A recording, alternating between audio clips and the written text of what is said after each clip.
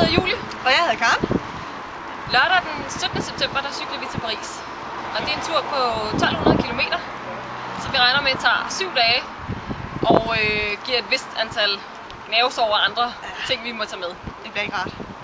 Vi gør det, fordi vi godt kan lide at cykle. Og fordi vi meget gerne vil støtte et godt formål. Og vi har valgt, at vores cykeltur den skal støtte kræftens bekæmpelse.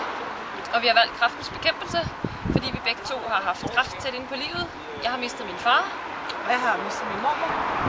Men I kan hjælpe os med at samle penge ind til kræftens bekæmpelse ved at støtte os og vores cykeltur.